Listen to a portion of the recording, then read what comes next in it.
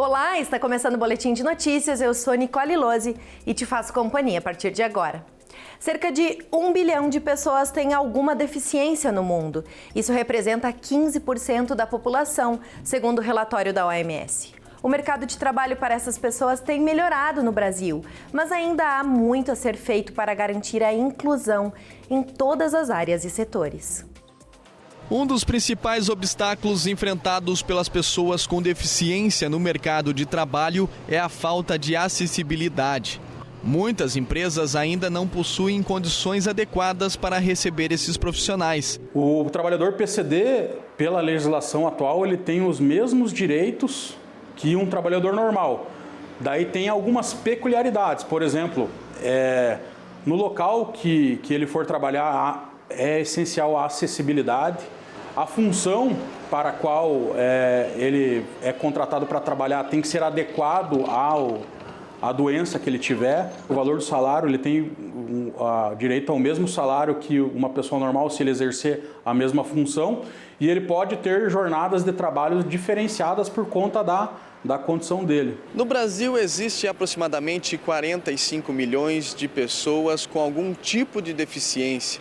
Embora a Constituição Federal garanta a inclusão dessas pessoas no mercado de trabalho, a realidade ainda é bem diferente. Às vezes o próprio candidato não se interessa pela vaga por conta das condições do trabalho, por conta do valor do salário.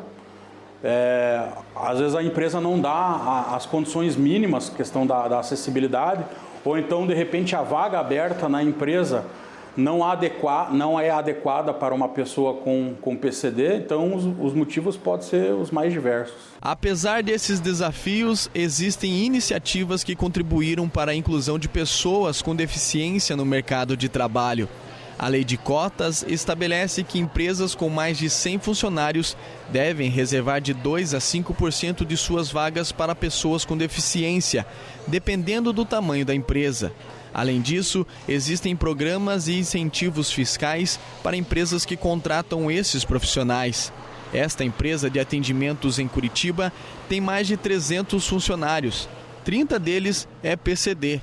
E segundo a responsável pelo recrutamento, a diversidade é uma bandeira da empresa. A chance de crescimento deles, né? Eles já têm essa dificuldade de encontrar vagas, né? Então, quando eles conseguem entrar na empresa, essa oportunidade de crescimento, né, valida, né? Todo profissional busca. Mesmo com um ambiente incluso e livre de preconceitos, a empresa tem dificuldade para ocupar todas as vagas para pessoas com deficiência disponíveis. As dificuldades estão mais relacionadas, né, aos requisitos básicos. Muitos acabam não tendo acesso ali à escolaridade, até o próprio laudo médico, né? Então é uma barreira que a gente encontra na contratação.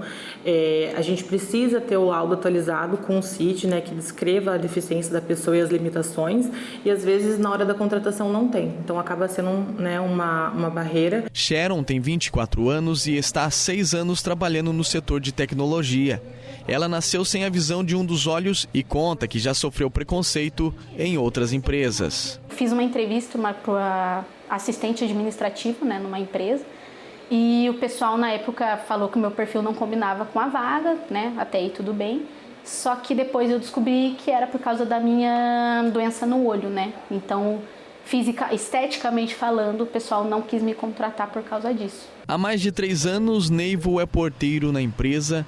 Com deficiência auditiva, ele recebeu a oportunidade depois de inúmeras vezes ter dificuldades para encontrar trabalho. Eu vejo assim que eles estão melhorando, eu vejo assim, mas há alguns anos atrás assim, a gente percebia que a gente tinha todo o perfil, não só eu como demais pessoas que eu já presenciei, né? Que tinha todo o perfil para poder trabalhar, mostrar o seu trabalho profissionalismo, né? E daí, infelizmente, não chamavam nem para o trabalho. Para eles, a maior conscientização sobre a importância da diversidade é a inclusão no ambiente de trabalho. Faz 6 anos que eu estou aqui, então eu entrei como operadora júnior, né, no telemarketing, passei para monitoria de qualidade, fiz outros recrutamentos internos para back-office, né, ajudar em operações. E atualmente eu estou na tecnologia, né? Eu fui contratada como analista júnior de TI e agora estou como sênior. Então, durante todos esses anos, eu tive as oportunidades, mesmo tendo essa limitação. Então a gente entende que é importante a inclusão de PCDs nas empresas e como tem empresas que se diferenciam nesse sentido, né? Graças a Deus, isso está dando uma oportunidade ótima de a gente estar mostrando a capacidade e a competência que a gente tem hoje. E o número de bebês vacinados no Brasil contra a hepatite B despencou nos últimos anos. Chega a ser um dos mais baixos da história. Por isso, o Ministério da Saúde faz um alerta para que os pais saibam a importância de estar em dia com as vacinas das crianças. Vacinar é a melhor forma de evitar doenças como, por exemplo, sarampo, poliomielite e hepatite B. Esse pai sabe disso e chegou cedo a essa unidade de saúde para imunizar as pequenas e manter a caderneta de vacinação das meninas em dia. A gente aproveita cada oportunidade que tem para reforçar essa proteção que nos é dada, né? A caderneta das duas estão em dia? Sempre. Tomaram hepatite B? Sim. Nem todo pai pensa como Emiliano. As baixas coberturas vacinais registradas no país desde 2019 vêm preocupando o governo federal, principalmente contra a hepatite B. Em 2022, houve uma queda no número de bebês imunizados contra a doença. E dados revelam que no ano passado, apenas 75,2% completaram o esquema vacinal de 3 doses. É o que aponta um estudo científico do Observa Infância, que reúne pesquisadores da Fundação Oswaldo Cruz em parceria com o Centro Universitário Arthur de Sá. Isso é só uma ponta do iceberg. Esse retrato da hepatite B, infelizmente, também é um retrato de outros imunizantes. Segundo o estudo, o percentual de bebês vacinados contra a hepatite B é um dos menores da história. O maior declínio ocorreu na região norte, que no ano passado só conseguiu imunizar pouco mais de 67% das crianças menores de 1 ano. O Ministério da Saúde inicia em 27 de fevereiro uma série de campanhas de vacinação para recuperar os índices altos de imunização no país. Se tem dúvida se a criança está ou não com o esquema em dia, procure um profissional na sala de vacina. Ele está lá para olhar o cartão, verificar, dizer, olha, está tudo certo, está tudo em dia, ou não, você precisa retornar. A esquizofrenia é uma doença mental com poucas opções de tratamento disponíveis. Mas pesquisas, inclusive brasileiras, buscam mudar esse cenário no futuro. Marcadas por ataques ou distúrbios da mente em que o mundo real acaba substituído por delírios e devaneios, a esquizofrenia é um transtorno psicótico que pode ser tratado, mas não curado. Geralmente eles acabam apresentando sintomas iniciais, geralmente como delírios, que são crenças infundadas, e junto com essa alteração de percepção podem acontecer sintomas como alucinações auditivas, alucinações visuais, que são crônicos. É um transtorno que ele cursa pela vida toda dos pacientes e costuma afetar populações jovens, geralmente no final da adolescência e início da fase adulta. Aos poucos, o indivíduo abandona as atividades rotineiras e se isola. Suas reações ficam estranhas e desajustadas.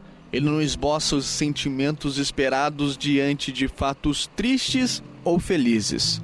Atualmente, as hipóteses mais aceitas é que isso se trata de uma combinação entre fatores genéticos, ou seja, pessoas que têm histórico familiar de uma doença semelhante, e alguns fatores estressores ambientais, como negligências importantes e uso de álcool e drogas. A esquizofrenia é, de acordo com a Organização Mundial da Saúde, a terceira causa de perda de qualidade de vida em pessoas entre 14 e 44 anos.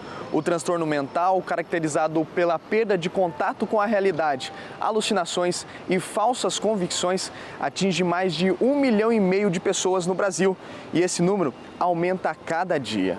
Apenas em 2020, o Brasil realizou mais de 175 milhões de atendimentos para pessoas com diagnóstico de esquizofrenia. Kainan, de 32 anos, teve o primeiro surto aos 19. De lá para cá, ele e a mãe vêm buscando maneiras de conviver com a doença. Desde então, comecei a fazer uso de medicamentos, fui internado já. Eu sinto que eu estou mais controlado. Com o Kainan eu passei diversas situações, a negação da doença, não querer tomar medicamentos, porque a gente sofre muito, você se sente muito impotente não poder ajudar o teu filho, né? Se ele não aceitar a doença, se ele não aceitar o tratamento. Os remédios disponíveis hoje no mercado controlam surtos e alucinações, mas memória e aprendizagem continuam se deteriorando e só pioram com o passar do tempo. E isso dificulta para um trabalho, dificulta para a faculdade, né, para os estudos, até para coisas simples do dia a dia. Né, de você pedir para ir, de repente, ali no mercado, comprar alguma coisa e ter esquecimento daquilo que deveria comprar. Uma pesquisa que envolve profissionais de 15 países pode devolver a esperança para pacientes com o transtorno.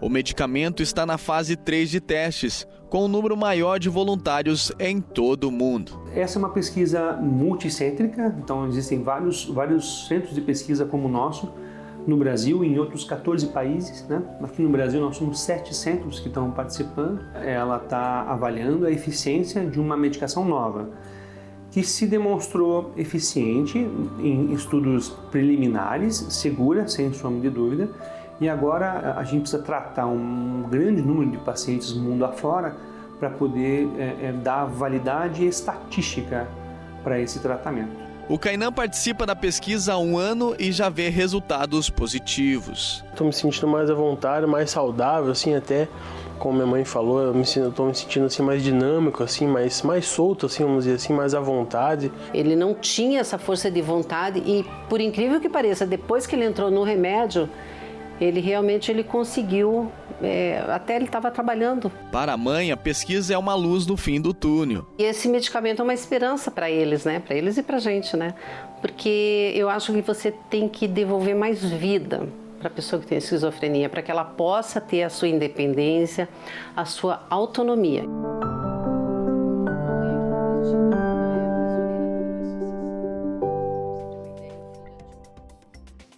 E hoje damos início à Quaresma e marcamos os 40 dias para a Páscoa. E na cidade de Pomerode, em Santa Catarina, o assunto já é a Páscoa. É que a cidade conquistou novamente o recorde de ter o maior ovo decorado do mundo, olha só. A estrutura tem 16 metros e 72 centímetros de altura e 10 metros e 88 centímetros de diâmetro. E é uma das atrações de uma das maiores festas de Páscoa da América Latina, que segue até o dia 9 de abril. Esse é o segundo recorde mundial do evento. O primeiro, conquistado em 2017, é o de maior árvore de casquinhas naturais do mundo. A Osterbaum, como é chamada na região de colonização alemã, que tem mais de 110 mil casquinhas de ovos naturais. No sábado, foi Sarah Casson, árbitra internacional do Guinness World Records, organização que mapeia esses recordes mundiais, que acompanhou a medição oficial. Criada pela artista plástica especializada em pintura em porcelanas, Joanna Wachos, a obra traz motivos de Cassúbia, região da Pomerânia que influenciou desenhos usados em cerâmicas e bordados trazidos pelos imigrantes que colonizaram a região de Pomerode. A Osterfest acontece das 10 da manhã às 8 da noite, de quinta a domingo, até o dia 9 de abril. A programação inclui oficinas para crianças, feiras de artesanato, doces e produtos locais e atrações culturais, além de praça de alimentação. E está terminando o Boletim de Notícias. Obrigada pela sua companhia e até a próxima.